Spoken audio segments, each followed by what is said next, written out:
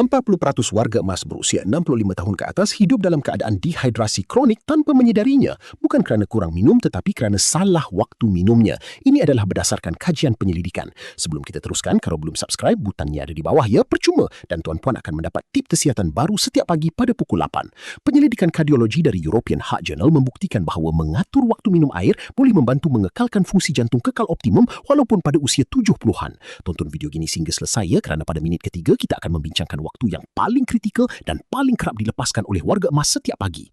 Sekarang mari kita bincangkan tentang kesilapan yang hampir semua orang lakukan, termasuk mereka yang sudah sangat mementingkan kesihatan mereka sekalipun.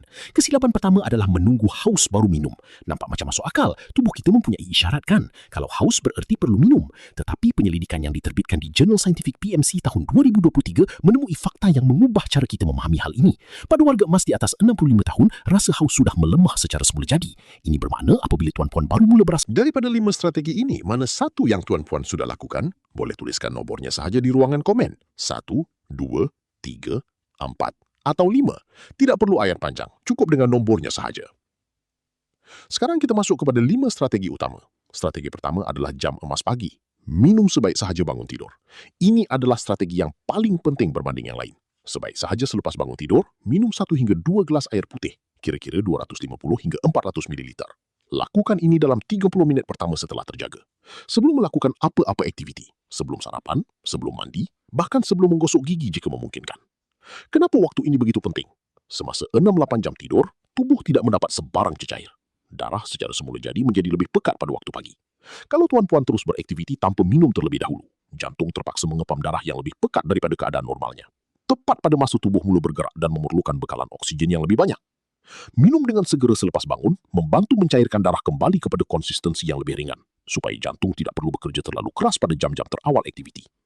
UCLA Health dan American Heart Association sama-sama menekankan kepentingan rehidrasi pagi sebagai tabiat asas untuk kesihatan jantung jangka panjang. Nota penting, untuk tuan-puan yang sedang dalam rawatan untuk kegagalan jantung atau penyakit buah pinggang daripada doktor, jangan mengubah jumlah pengambilan cecair secara drastik tanpa berbincang terlebih dahulu. Doktor mungkin sudah memberikan had cecair harian yang spesifik untuk keadaan tuan-puan. Maklumkan kepada doktor anda tentang perubahan tabiat minum yang sedang dicuba. Strategi kedua adalah sela waktu makan. Minum sebelum dan selepas makan, bukan semasa makan. Minumlah 1 gelas air kira-kira 20 hingga 30 menit sebelum makan.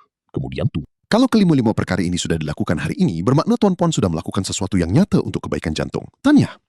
Sekarang saya ingin berkongsi satu perkara yang jarang diketahui, malah oleh orang-orang yang sudah rajin membaca tentang kesihatan.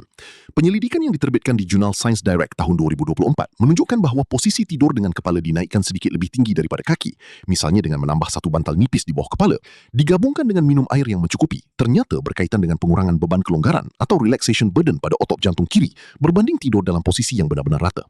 Ini bukan sebagai pengganti posisi tidur yang disyorkan oleh doktor dan tidak terpakai untuk semua keadaan, tetapi ia merupakan butiran kecil yang menarik daripada kajian terbaru yang menunjukkan betapa saling berkaitnya antara hidrasi dan posisi berehat untuk kesihatan jantung kita.